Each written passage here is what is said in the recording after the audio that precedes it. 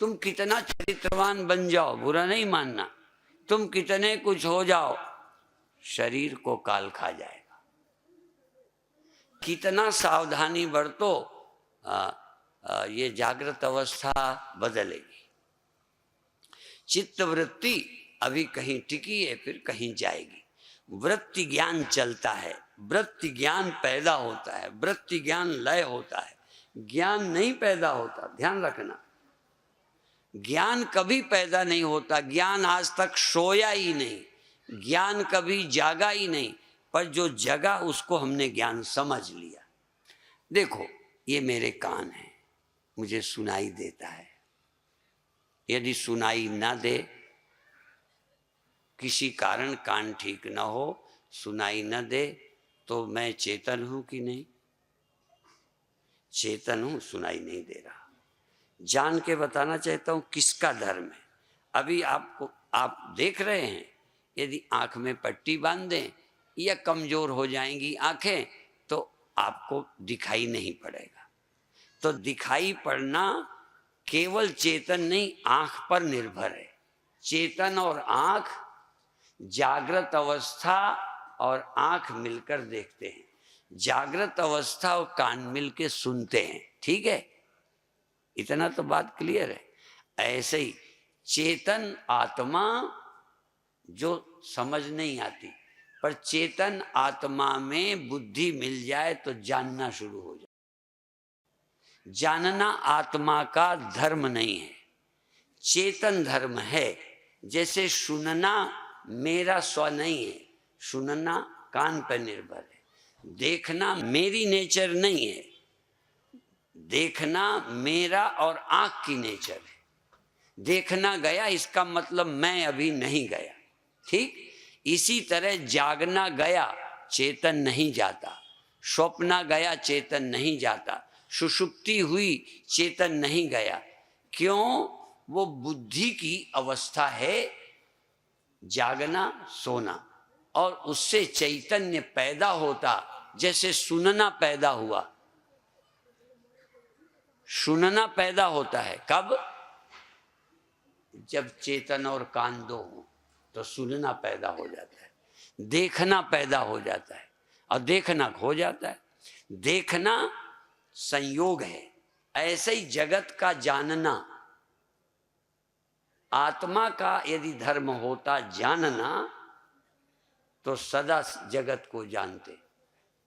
पर बुद्धि जब सो गई, जैसे आंख का धर्म है देखना या न देखना, बहरा होना या सुनना, ऐसे ही जानना न जानना, मूढ़ता, ये बुद्धि का है।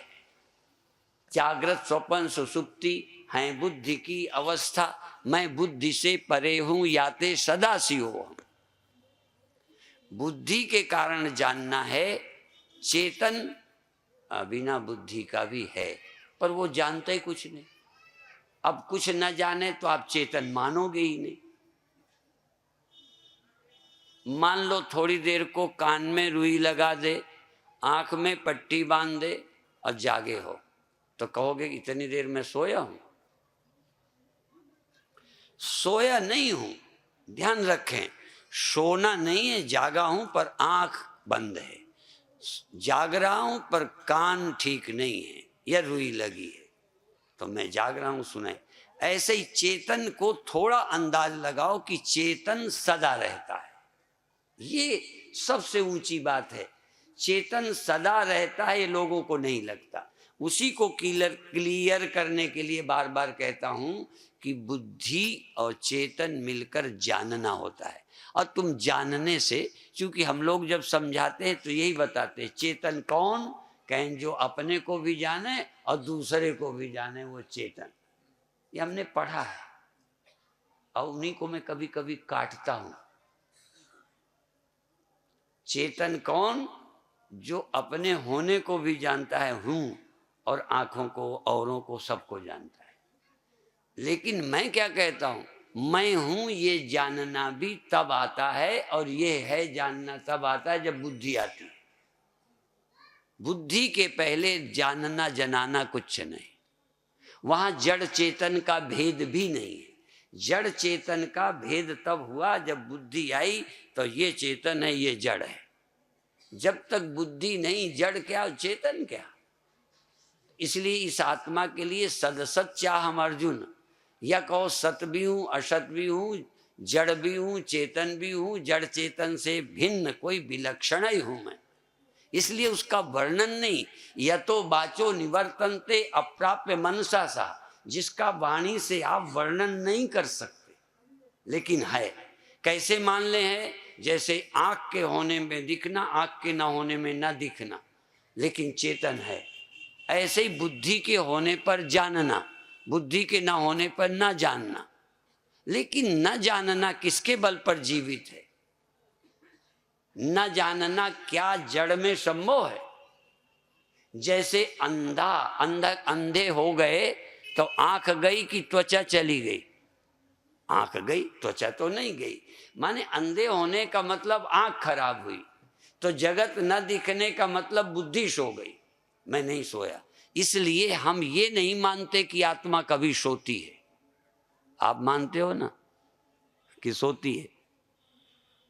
ये मैं नाम, चूंकि आपका मैं वृत्ति रूपी अहंकार में आपका मैं हुआ, तो मैं जागा, जगत दिखने लगा। ये मैं सोया, जगत दिखना बंद। इसलिए सबको लगता है मैं जगता हूं, मैं सोता हूं। राम भी जगते हैं, राम भी सोते हैं, सब जगते हैं। साधु भी जगते, साधु भी सोते। ये तो व्यवहारिक सत्य है, भाषिक सत्य है। वास्तविक सत्य है कि कोई नहीं सोता, कोई नहीं जागता, सदा से ही चेतन है। और कभी नहीं जन्मते, कभी नहीं मरते, सदा से हैं। न जायते मृते वा कदाचिन, नायम भूत्वा भविता वा न भूया, अजो नित्या शाश्वतो यम पुराणो, न हन्यते हन्यमाने शरीरे। जैसे शरीर के मरने पर आत्मा नहीं मरती, ये दूसरा भी सीख। बुद्धि के जगने से आत्मा नहीं जगती, बुद्धि के सोने से आत्मा नहीं सोती। पर बुद्धि के होने पर ऐसा लगता है जैसे आत्मा है, और अब इस है में खतरा है। बुद्धि वाले है में, मैं में जगना है, सोना है, आना है, जाना है, प्रकट होना, तिरोहित होना। तो बुद्धि के रहते ये भी जान लो कि ये बुद्धि का धर्म है, मैं तो सदा से ही हूं। जब तक ये नहीं जानोगे, जैसे भगवान मान लेते हो ये भगवान है, ये अच्छा है, ऐसे ही शास्त्र के द्वारा पहले सोचना शुरू करो कि चेतन तत्व कभी नहीं सोता, चेतन तत्व कभी नहीं जागता। अब यदि तुम कहो प्रैक्टिकल सोना बंद करो, तो प्रैक्टिकल में बुद्धि जगेगी जरूर, सोएगी जरूर। इसीलिए एक बात मैं सबको कहता हूं, तुम्हारी तरह भी जगना है, सोना है। पर हम कहते हैं हम जगते सोते नहीं। क्यों कहते हैं? तत्व से समझते हैं। आप तत्व से नहीं समझते, अनुभूति को प्रमाण मानते हो। अनुभूति को प्रमाण मानने वाले सोते हैं, जगते हैं। अनुभूति को प्रमाण मानने वाले जवान होते हैं, बूढ़े होते हैं। जो इस अनुभूति से भिन्न अपने को समझते हैं, वो कहते हैं हम जन्मते मरते ही नहीं, हम बूढ़े होते नहीं, हम आते जाते ही नहीं। ये तो सब माया का है। माया मात्रमिदम द्वैतम अद्वैतम परमार्थता। तो इसको रटना नहीं है, इसको आधार बनाकर साधना द्वारा इसको समझने की कोशिश करो कि मैं बदलता नहीं हूं, चेंज नहीं होता। अभी देखो, अभी मैं स्थिर फिर चंचल, अभी मैं जागा फिर सो गया। मैं भी सोता हूं, मैं भी जगता हूं, मेरी वृत्ति भी चलती है, लेकिन तब भी मैं कहीं समझता हूं कि ये परिवर्तन वृत्ति का है। जागृत वृत्ति, स्वप्न वृत्ति, सुसुप्त वृत्ति, स्थिर वृत्ति, बहिरंग वृत्ति, अंतरंग वृत्ति, शब्द वृत्ति, स्पर्श वृत्ति, हाँ दुख वृत्ति, सुख वृत्ति पैदा होती है और लगने लगता है। अब हमें क्या करना है? अब उदाहरण आखिरी, चिड़िया, चिड़िया के सामने शीशा, हमारे सामने शीशा। चिड़िया के आंखें हैं कि नहीं? चिड़िया को शीशा दिखता है कि नहीं? चिड़िया के सामने उधर छाया दिखती कि नहीं? हमें दिखता कि नहीं? क्या फर्क है? एक फर्क है कि हमने चिड़ियों को चोंचे मारते देखा, लड़ते देखा, पीछे झांकते देखा। पीछे क्यों झांकती है? उधर है। मैंने तो एक जगह रहम किया, सच बोलता हूं, व्यास गद्दी से मुझे तरस आया कि बेचारी सुबह से शाम तक विंडो में बैठ के फिर ये चुनेगी कब, खाएगी कब, ये बच्चों से कम मिलेगी, लगी पड़ी वहीं बैठी फिर यूं करे। मैंने इसका कष्ट निवारण करने के लिए, जैसे तुम परेशान रहते हो ना, तो उस पर रहम किया। घर वालों से कहा कि भाई ये चिड़िया परेशान रहती है, मुझे दया आ रही है। तो एक बड़ा सारी चादर लाके, फुल साइड का था, चादर लाके पूरे शीशे को ढाक दिया। अब चिड़िया को बेचैनी अभी नहीं गई, वो समझती मेरे साथ शरारत की गई है, मैं उससे निपटने को तैयार थी, इन्होंने बचा लिया उसे। फिर आई वो, अब कपड़े के यूं करे, चोंचे करे। उसे अभी भी उसकी समझ में है, सिर्फ छिपाया है। इसको कहते अज्ञान। अज्ञान का मतलब उसको है कि वहां है, अब मुझे मिलने नहीं देते, देखने नहीं देते, कपड़ा डाल दिया है। उधर है क्या? मिलना है क्या? लड़ना है क्या? कुछ नहीं। इसलिए हमारे संतों ने कहा, जैसे कोई मकान में शीशा लगा हो और कुत्ता भौंके। अब एक कांच मंदिर में कुत्ता गया, उसको इधर कुत्ता दिखा, उधर, और कई बार हजारों दिखे, लाइन लगी थी। कुत्ता देख देख के भौंकता है।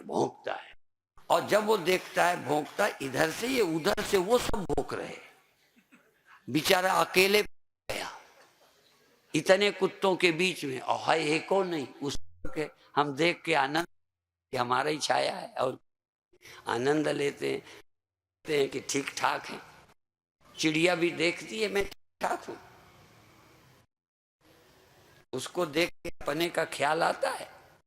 जगत देख के तुम्हें आत्मा का ख्याल आता है? जगत देख के ब्रह्मता का स्मरण आता है? नहीं आता। इस स्मरण को प्राप्त होने की आवश्यकता है। इसलिए आप धीरे धीरे इसको पाने की कोशिश करें।